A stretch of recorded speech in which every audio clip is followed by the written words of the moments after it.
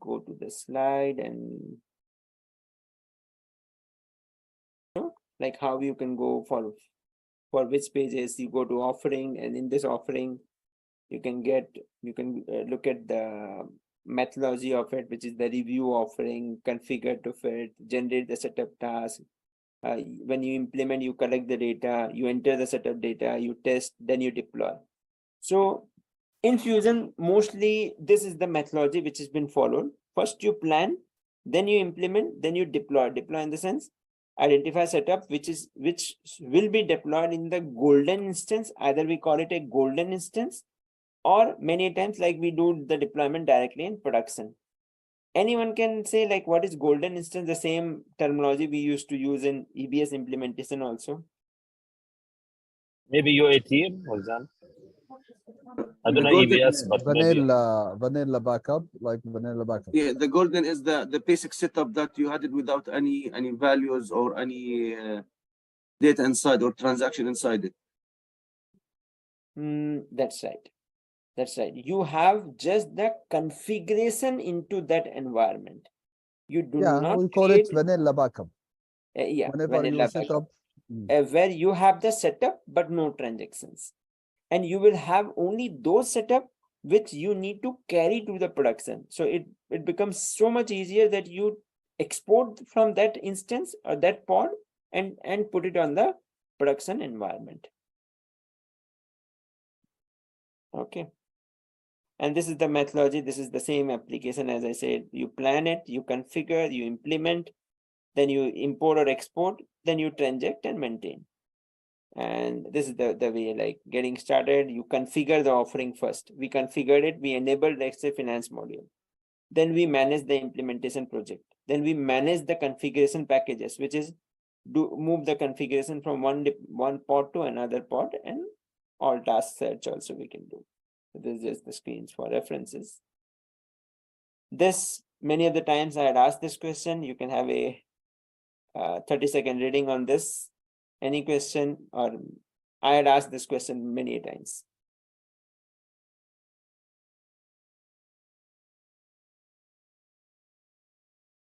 Okay. Any question on this slide? I think no. So what is the responsibility of an application implementation manager? Actually, an application implementation manager is the owner of that project. He is the person who used to plan and used to assign it to different team members, like who would be doing what activity, he would be getting the report. So he will know the offering, he will configure, he will generate the list of setup tasks, and he will monitor the progress periodically, like how far we are going on. So this is the role of application implementation manager. What an implementation consultant do? He's actually the person who would be configuring the application, but for him also to work, he need to know what is the offering, he need to configure, he need to generate the setup task. He will collect data, enter the setup data, test and monitor progress, and later on he will be deploying it. That means taking it from one pod, exporting it and importing it to the production environment or the golden instance, the setups.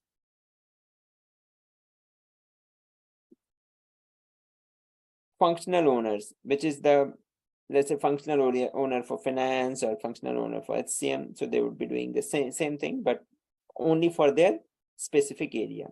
They are the SMEs for the functional areas. This I had explained the same, like from actions, you can go to offering and get this. Can you go back to the functional owner? Just I want to see subject matter expert. Now the functional owner, is it necessary to have a knowledge of the product of the Oracle Fusion or SAP? Yes, especially because he is the person who would be also deploying or configuring. When we say functional owner in system, the role we used to give is more of like finance functional administrator or supply chain management functional administrator. So he should be knowing, like he should be able to enter the setup data. Without having knowledge, he cannot do that, right? I don't know, it's product specific knowledge, or يعني normally what anyways I'll come to this later. And what is the what's the scenario in my mind for that client? I will come to I you. I'll discuss it understood with you. like a bit of your, like maybe for example, a person who doesn't have knowledge in finance. Okay, he's not a subject matter expert in finance, but he knows a bit of application. He knows how to configure things and all. Whether No, he the will be other able side. to do it. No, the other side. What I'm thinking is the other side. I know the finance. I know the enterprise structure. So that I did with one of the big clients of SAP. I did it myself. I designed the business requirements. I was like the functional owner. Okay, because I have the knowledge on the financial. I have the knowledge on the يعني many products, not specific SAP or Oracle Fusion. Then I give it to the Oracle Fusion or SAP subject matter expert. Then I told him this is what I need. Okay, so based on that, that was the starting phase. Okay, where we have proper, let's say, starting to do the configuration to the system.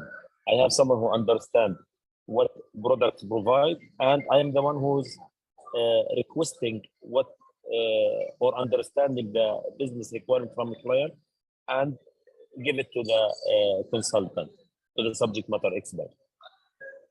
Yeah, so here So actually I have here, the knowledge on the functional, not on the product specific, let's say. but here it is more of the product specific, because if you go to this slide for like these are the various functional user roles, which may be production application administrator mostly. So they would be actually going and doing the configuration in the systems. Okay, so but That's fine. That's fine, Mohammed. Yeah. Okay. So I just explained this also, how you can enable and disable the things, like specific, the example I had shown for self-service, you can do it for receivables, payable, asset, what do you want to configure and things you can enable. Selecting, offering this, this is for your reading, but I had covered all of this within the within my things. So assigning tasks, you can assign specific to tasks, you can add notes, you can view implementation specific reports. You can do filtering also. You can filtering based on the due date, based on the status, based on the task. Like once you assign it, you can see which all task is not yet like which is still under progress or not started. You can do so. Now, this is some of the best practice which they're saying, and I think Mr. Khalid, you had asked also. Shall we create one project for everything, or we segregate it? It says that consider segmenting implementation project based on the product family. So make it separate for finances, procurement, because for HCM and all, because different people would be actually working on it. So it's always advisable that you segregate, but it's a choice again.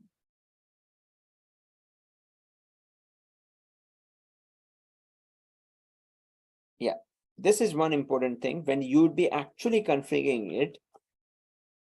Once the users are created, do not forget to run this report. In this environment also, it is scheduled on a periodic basis, but you should run it to avoid any issues. Retrieve latest LDAP changes. Anyone know what is the full form of LDAP?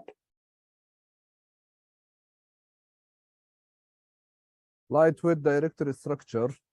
Yes, it is Lightweight lightweight application protocol. Yeah, It is lightweight directory access protocol. So it is actually what happens, how the technology works. Whenever we create a user or assign roles to them or assign data roles to them, it used to have capture that particular data in a lightweight directory access protocol. So if there is any changes, there has to be a sync happening between rest of the pieces in the application. So there are 3 concurrent programs which is mostly required. One is retrieve, one is same LDAP. You can search it as a pending request, whatever is there, it will send and it will do that.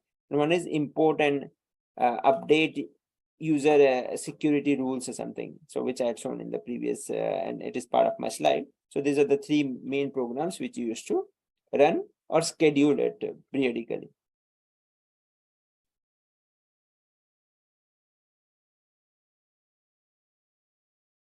This anyway, I had explained the last bullet. That if you want to restrict it by specific role.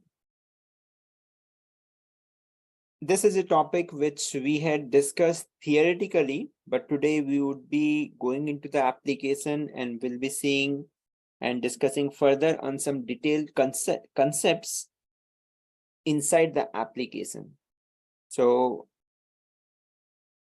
the 4 C's are chart of account, calendar, currency, and accounting conventions, which is required to define a ledger in the system. In the CEO component, whatever we see in the screen, our next, at least like today and maybe tomorrow also, we will be talking mostly about this, defining it into the application, and we will be going into a bit of detailed discussion inside all of these concepts.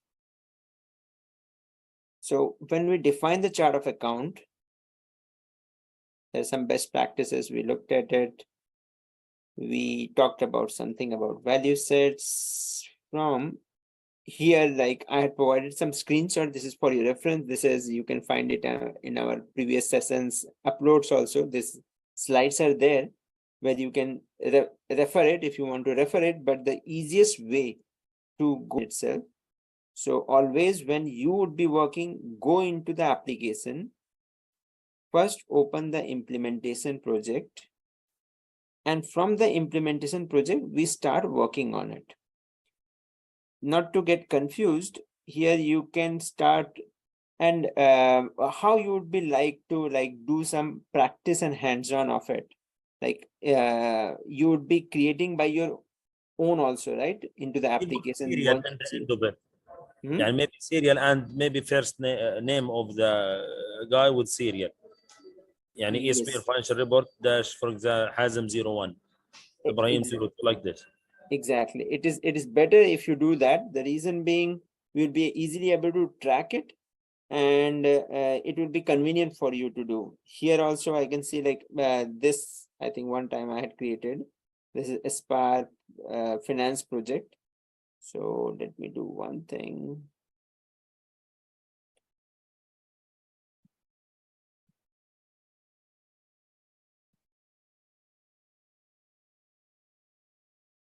Sorry. So that no one gets confused with this name. For our training, we would be using this project, which is the Aspire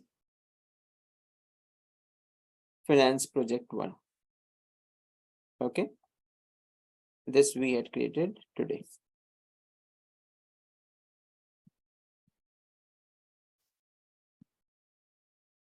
Go inside it, we expand the finances. I will explain a bit on it. Some of the things are not required because we already did it in one way or the another.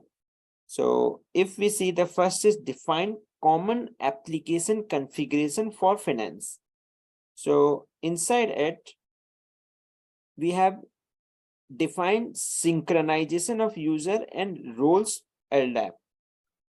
Inside it, if you go, echo in your voice, is there anything wrong? Or from my side? Sorry. Sorry. Is it okay? Audible, my voice? It's okay. It's okay. Okay. So inside it, this is nothing but, as I said, like once we would be providing access to user in the application, which may be, for example, let's say I create 2 more users and give access to that 2 more users as application implementation consultant or application implementation manager role. So after that, I need to run this LDAP role. So as a step, you can see the arrow over here. Once I click on this, it will open a place which is nothing but, this is the screen of our ESS. What is ESS? The enterprise scheduler, we call it, scheduler service. Schedule Yes. service. So this is nothing but the same as the concurrent program. Just I have to submit. Okay. So this makes like, but the ID which it is given over here, That day also I explained, if you want to see that whether it completed or not, or completed successfully or not, you need to open it either through a shortcut, or better, what we always used to do, we always used to make a duplicate, and here, and it is the best and the easiest thing, under tools, you will have the ESS, that is the schedule processes.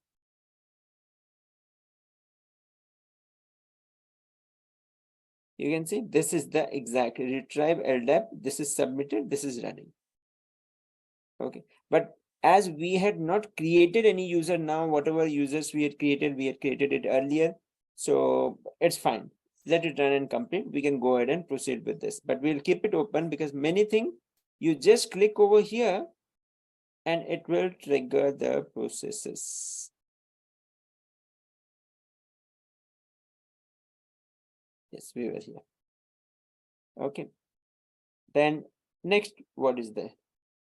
You can do manage application security preference. Is it required? Mandatory? Anyone can say? It's not required. Okay. Import user, because there is no star mark. Import user and role application security not required. Import user. These are the optional. Although there is a star over here, but inside nothing is required. So we just are not going to do anything on that.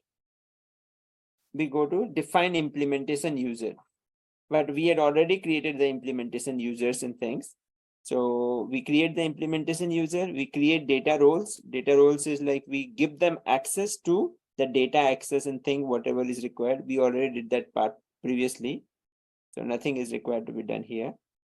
We come to the main component where actually we would be working on, which is the enterprise structure for financials. How we start with. Same question for the third time. How many enterprise structures we can have in the system, in the application? One. So it at the instance level, you can have one. But what system offer you a bit of flexibility, we'll be seeing over here. You can see like how many enterprise are there here. All of the demo users, the test users, they are created with their own name and thing. You can create your own also, but you can see only one will be loaded. There cannot be a case where you can go and create, but this one which is created, this one will be the mostly will be the one which is going to be there. But let me open the one. Actually, this is there Here is just the name you put, name for the enterprise structure. name of the enterprise, but I think I'm on a wrong screen. Its name is HCM. For HCM should be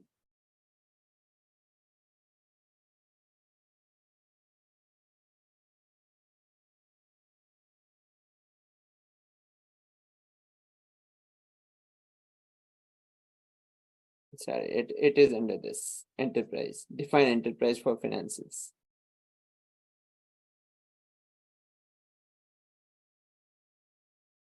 Yes, this is the one. Sorry, it was my bad. That is the manage enterprise HCM information. Now, this can only be one, and system allows you to edit the name of it, but the remaining thing or many of the things remain constant. For example, you can see the name is ABC Enterprise in this case. What we will try to do is we will change and make it either you can update or correct. This is the same concept as you are having in EBS. Can anyone tell me what is the difference between update and correct?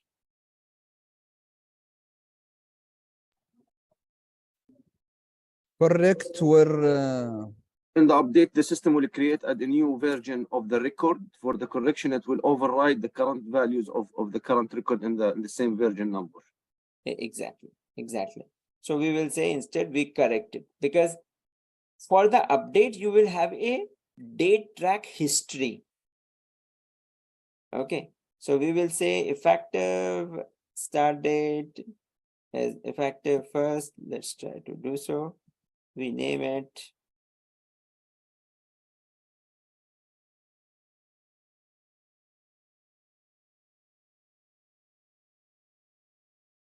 Aspire International. But you should add maybe just for us HCM, because here you are defining the enterprise HCM like working hours and these things, right? Yes, actually, this all is much more relevant for the HCM setup, which is working hour, what is the enterprise information in terms of what is the global person name, what is the initial, like lot of HCM related setups and things are inside it. So including what would be your position, this thing, like you can have enable position synchronization, job location. There's all our HCM concept, HCM related setups. For us, what is required is that when you get an instance, you should be having one enterprise structure. And this is for actually mostly for our knowledge, but all of the setup inside it is relating to the HCM one. Okay.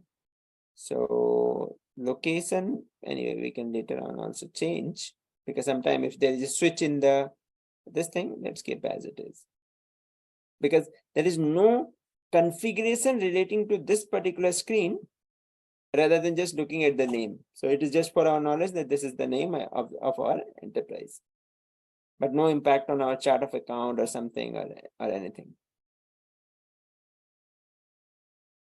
This is expired now. If you want to look at history, then it will show you many people might have changed. So someone has changed from Vision Corporation to ABC. Now from ABC, we have changed it to Aspire.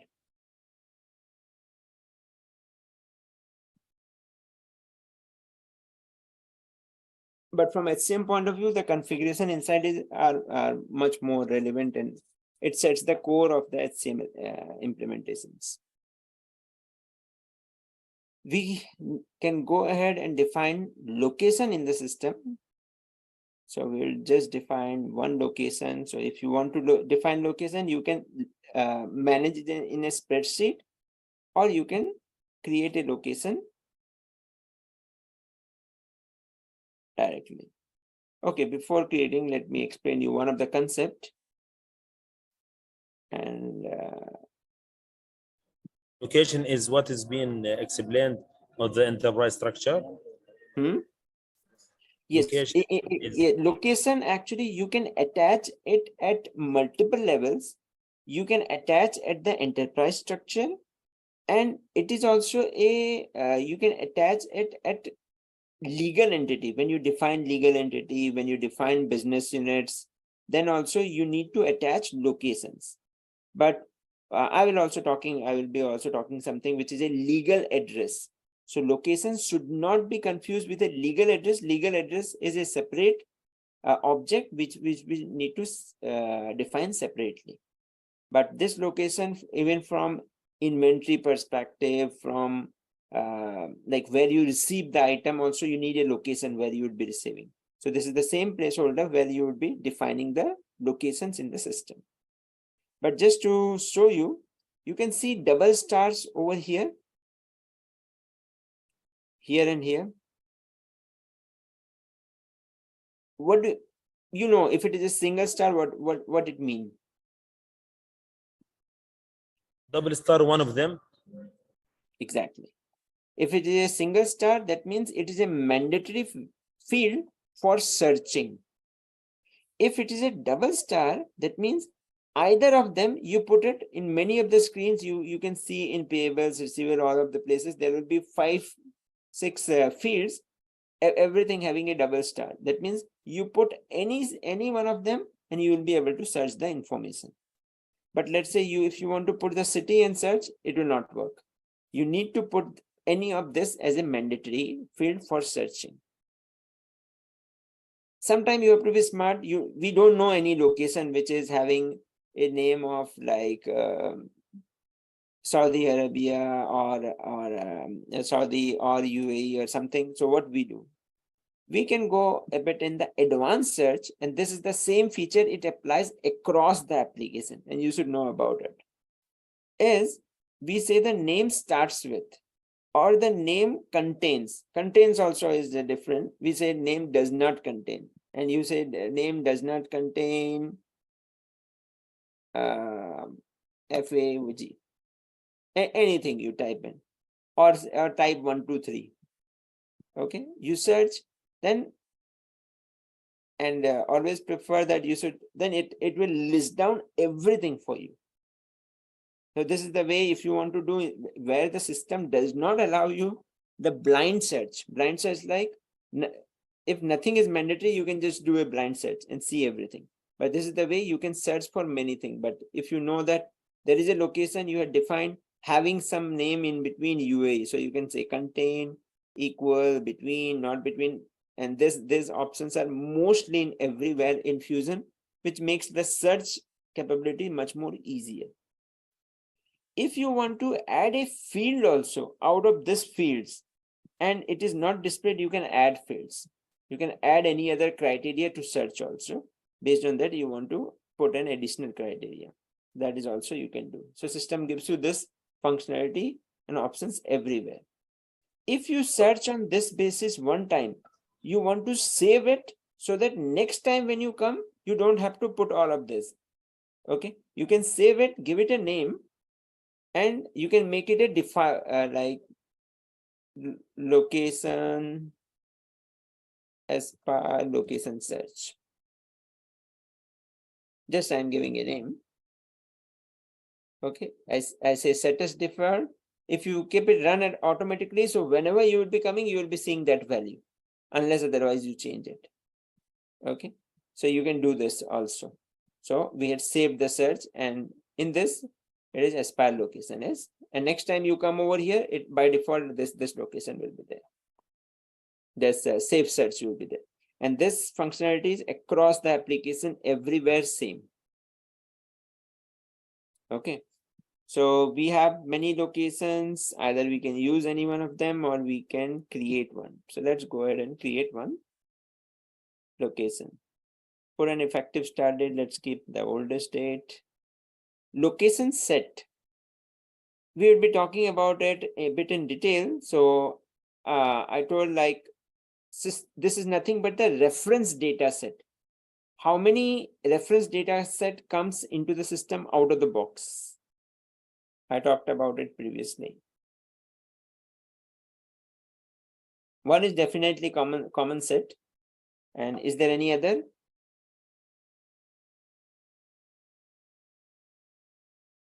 Two reference data set Oracle provides out of the box. One is enterprise reference set.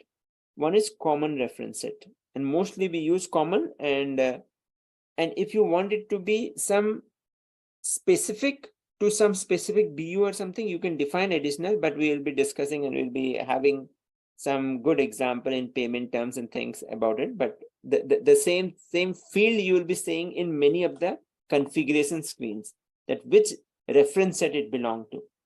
So we'll be mostly using the common ones. So let's name a location. Any suggested location name? RUH, Riyadh, RUH.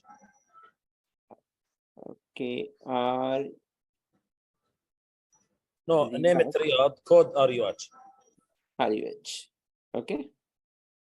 Status is active. You can also specify whether it is an inventory organization. You can add, and as I said, it can be used in the inventory also. If you mark it as inventory, you can put longitude, latitude based on that. If there are some areas where the system can put you it on like map and think based on the longitude, latitude, if you put over here. Why they put Tata country? Tata is a common, right? No, this is actually someone must have defined it a DFF. Ah, okay. Okay, because this is the demo instance, so someone has named it Tata G map. Question Okay. for this DFF. Once Yes. we define the DFF, we cannot link it for specific enterprise or specific, so it will not appear for all locations. You can make it context sensitive, context value, like you search, you put something as one particular thing and it displays, but it is the DFF definition are at instance level or the pod level. Because we can in ABS link it based on the context business on business Yes. group ID. Yeah, you can put it context sensitive, like based on the context value, but it will be, the field will be visible mostly in all the screens. But yes, there is a way that if you, there is something called sandbox. Using the sandbox, you can get rid of that in certain screens and things. Okay, so sandbox is the solution for that, but not through the definition of the DFF. By default, this DFF will be visible to everyone because this is a instance level setup. Thank you. And we name country.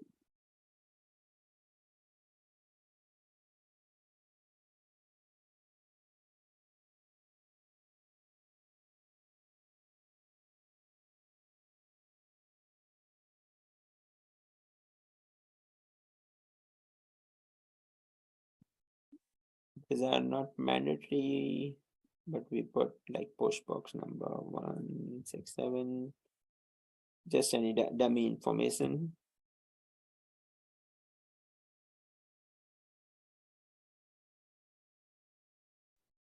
If Rafiq, if I have just one location and I have one company enterprise which has one location, so Mhm. I have to define this one location.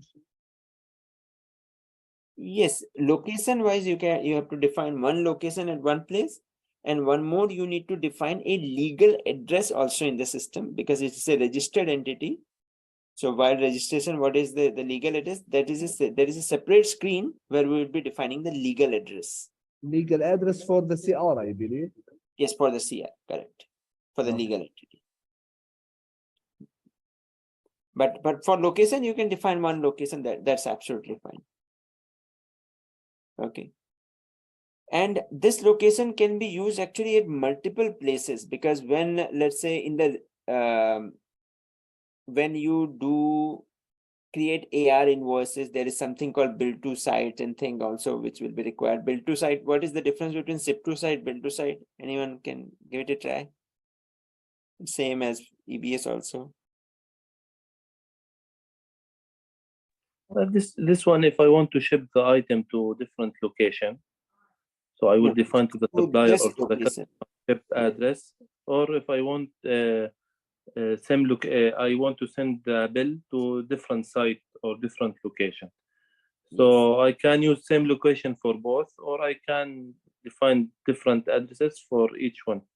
Exactly. We can have a different location. We can mark it as only ship to site. We say no invoices will be received on this side. So we can put it as ship to site also. Sorry, bill to site as separate. And as you explained, absolutely correct. We can make it whether it is an office site or yes or no. There's a basic and self-explanatory. And additional information, any legislative information you can put over. But these are completely based on the business needs. Yes, usually it will be same. Most of them will be same. Yeah.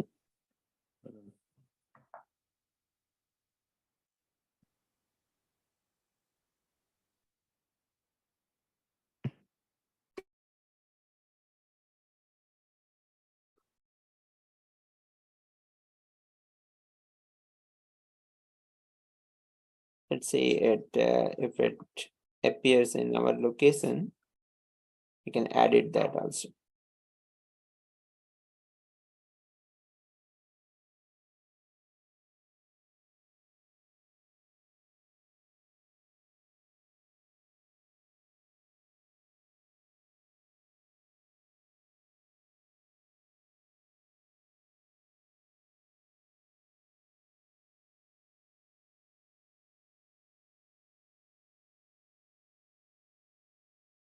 We call it Riyadh, right?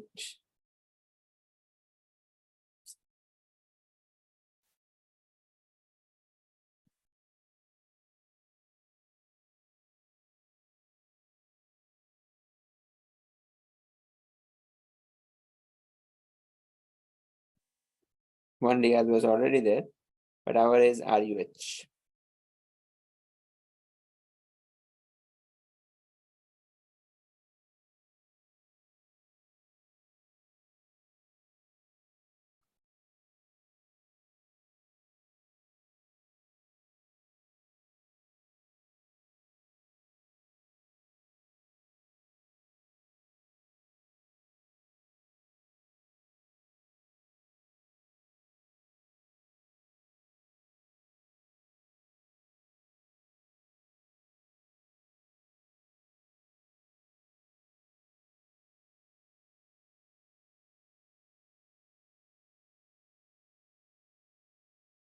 Next, we will be going and defining the things which is required for our legal entity.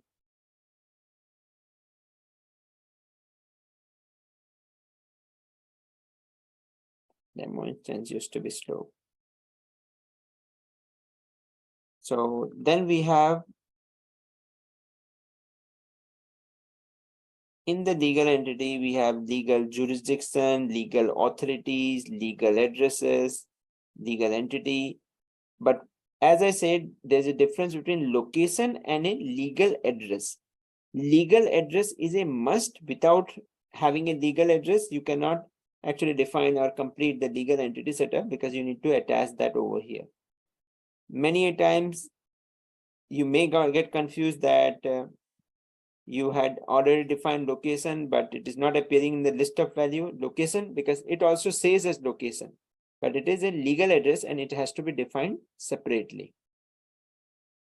So let's quickly define it. So the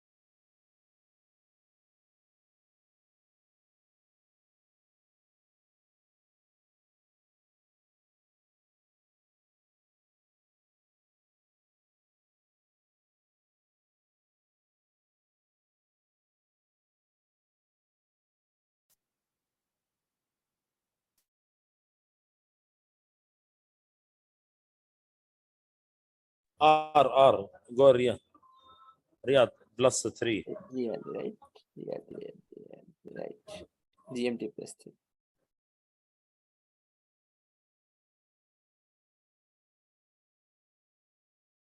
Okay, we save and close.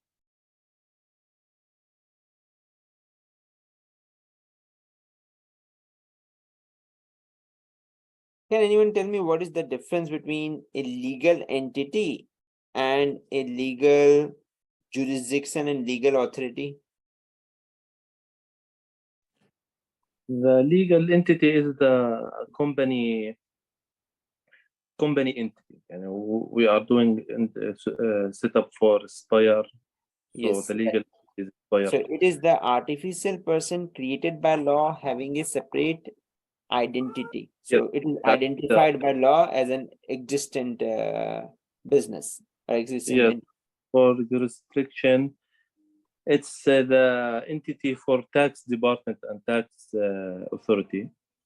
So once I submit, this is we are using this for tax setup for tax purposes. Yes, that's right. Some cases we have multiple jurisdiction, but I don't face this before. Always we have one jurisdiction for each tax type. And for legal authorization, I'm not sure, but this is when I pay or submit tax report, I will submit it for this authority. Exactly. So for jurisdiction, mainly in North America and like you have in United States, you have state of Virginia, state of Columbia. So each of them have a separate jurisdiction. So each of them are subject to that jurisdiction. and their tax laws, their thing may differs from one jurisdiction to other jurisdiction. So we may need to define, but in this, like mostly in UAE, and they have one jurisdiction. So mostly they used to define one jurisdiction, but it is non-mandatory. It is required on a case-to-case basis. Legal authority, absolutely right. Like there may be some direct or indirect taxation authorities, like there will be a value-added tax authority in the country. So you define, so any of the authority to whom you used to submit your financial statement or submit your reports periodically, that could be the legal authorities, which we may need to define as per the requirement. But legal entity definition is a must, and we have to define it for our business, our entity which is registered. So you can see this is define legal entity. This is a mandatory, and we will be defining. So this also you need to see always, because wherever you go here, it is, you can see select. So select does not mean that when you click over here, it gives you option. If you already define it, you can come and you can change and you can make something, but you can say select and add and look at an existing defined one, or you can create a new. So in our case, we don't have, we will be creating a new one. The same way it is applicable for multiple setups. So wherever you have select, you have two options. Either create new or see the or view the existing one and go ahead and edit or do whatever is required. So we come over here. There are many examples and things. We quickly define one for us.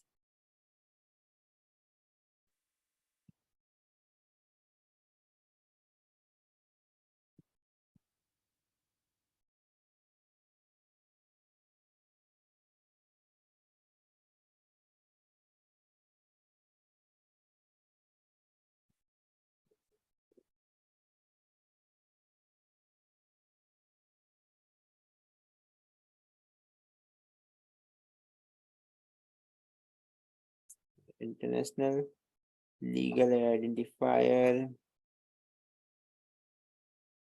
ESP. ESBRU. Okay, now this is normal. Yeah. يعني ESBRUH or 001.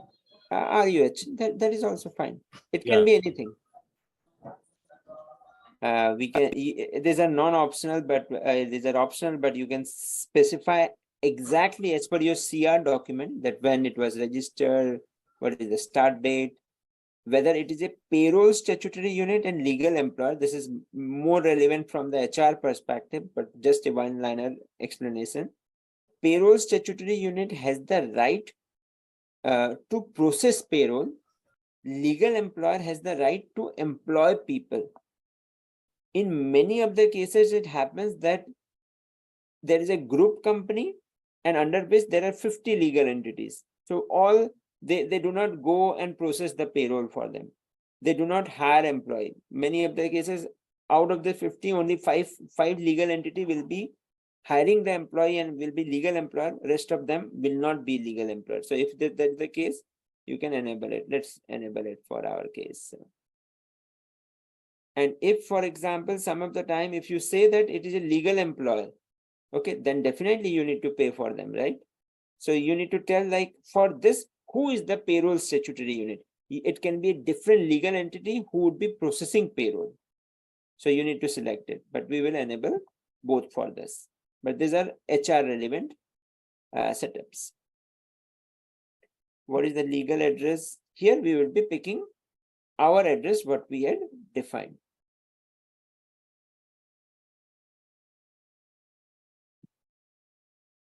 As per place of registration, let's put Riyadh. There is a GOSI number, which is the registration number. So let's give, there is a legal reporting unit registration number. So whatever as per your documents, you can put over there. Yes, I think Just picking.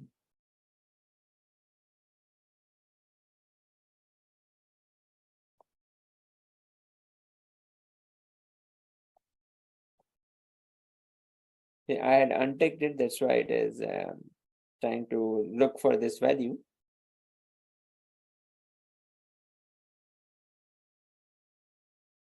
This instance is a bit slow.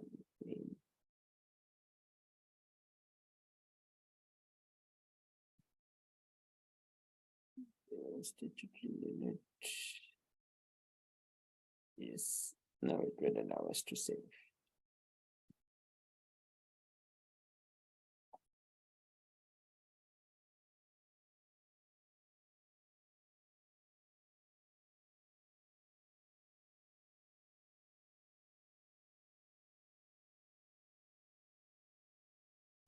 So our requirement, like ultimately what we would be doing is for our practice and understanding, we'll be just defining one legal entity, one simple chart of account, having one ledger. But because the idea is that we should understand the concept rather than making a lot of data entry and seeing like how it is defined. But we will be defining one because we have other tools also to do some rapid implementations and FBDI uploads and things. We will be exploring and seeing that. But while definition, to make you explain, we'll be just defining one. So once you did that, next time what you can do is, here, you can just go over there. Now it's already defined.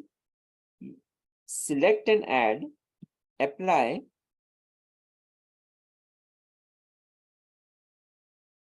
And we will select the one which we had defined just now. So you can search for it.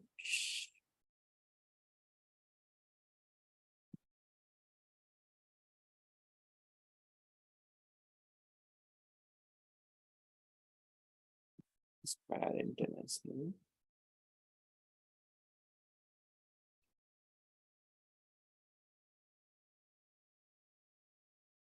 So this is the one. Save and close. So now you can see this, you had selected the scope. So for your next thing like legal registration, this is by default selected. So you have to just click over here. And this functionality works across the thing. The same thing will happen when we will be defining ledger, defining business units. You select the scope and then it will be appearing directly. Legal registrations. Now, when you define a legal entity, by default, your one registration get created. But let's say there are practical cases also where in the same legal entity need to be registered separately with tax authorities, with income tax authorities, with indirect tax, which is the VAT tax authority. If this is the case, you can further add multiple registration to it based on your requirement, because everyone will be having a separate registration number. So you can define as many as, because I think for withholding tax and all also, you can have additional authorities need to be defined. But this is the place where you can come over and define it. But for us, one is by default created. That is fine. Enter company not required. Now we are almost done, set with the mandatory things, and we are legal reporting unit. Actually, it is not essential, but let's have a look. These are the non-essential one, legal reporting units and things. For us, we go and start defining our chart of account pieces.